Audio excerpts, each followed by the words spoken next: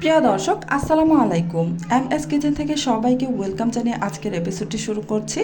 আমার আজকের এপিসোডে থাকছে তেলাপিয়া মাছের মাথা দিয়ে মসুরির ডাল রান্না। এভাবে কে কে রান্না করে খেয়েছেন জানি না, তবে আমি মাঝে মাঝেই রান্না করি, খেতে খুবই ভালো হয়। চলুন তাহলে আর কথা না বাড়িয়ে আপনাদের মাঝে এই রান্নাটা শেয়ার করি। প্রথমেই চুলায় একটা কড়াই বসিয়ে কড়াইটাকে খুব ভালোভাবে গরম করে তারপর এখানে আমি বেশ কিছুটা সয়াবিন তেল দিয়ে দিলাম। এবার আমি তেলটাকেও খুব ভালোভাবে গরম করে নিব। প্রথমেই আমি তেলাপিয়া মাছের মাথা ভেজে নিব, তাই দুইটি তেলাপিয়া মাছের মাথা আগে থেকে খুব ভালোভাবে ধুয়ে পরিষ্কার করে তারপর এখানে 1 চা চামচের 3 ভাগের 1 ভাগ করে হলুদের গুঁড়া, মরিচের গুঁড়া আর লবণ দিয়ে খুব ভালোভাবে মেখে তারপর এই তেলের মধ্যে দিয়ে দিলাম। এই মাছের মাথাগুলো আমি খুব ভালোভাবে এপিট ওপিট করে মুচমুচে করে ভেজে নেব। খুব ভালোভাবে ভেজে নিতে হবে।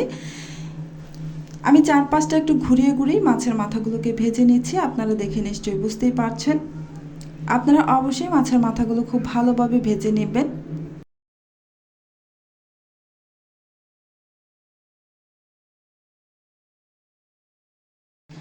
আমি মাছের মাথাগুলোকে চারপাশে উল্টে পাল্টে খুব ভালোভাবে ভেজে নিয়েছি। এবার আমি এই তেলের মধ্যে দিয়ে দিচ্ছি 1/3 কাপ পরিমাণ পেঁয়াজ কুচি। পেঁয়াজের পরিমাণটা আপনারা আপনাদের পছন্দ মতো দিতে পারেন। এবার পেঁয়াজটাকে হালকা নরম করে ভেজে তারপর এতে দিয়ে দিচ্ছি 1 টেবিল চামচ পরিমাণ রসুনের পেস্ট, 1/2 চা চামচ পরিমাণ আদা পেস্ট আর 1/2 চা চামচের আরও কিছুটা কম হবে জিরা পেস্ট দিয়ে নেড়েচেড়ে কিছুক্ষণ ভেজে নিচ্ছি।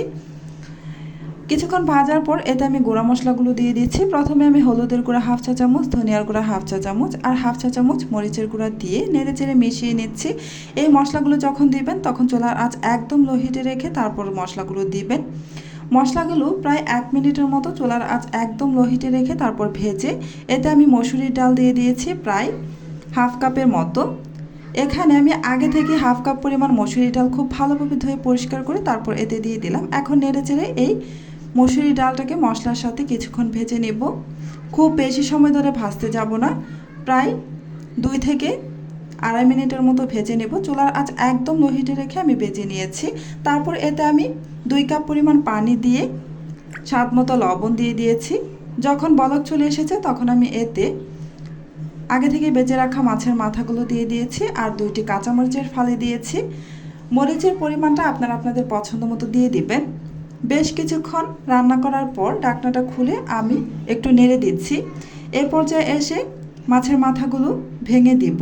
খুব ভালোভাবে মাছের মাথাগুলোকে ভেঙে ভেঙে দিবেন, এতে করে রান্নাটা খেতে খুবই ভালো হবে।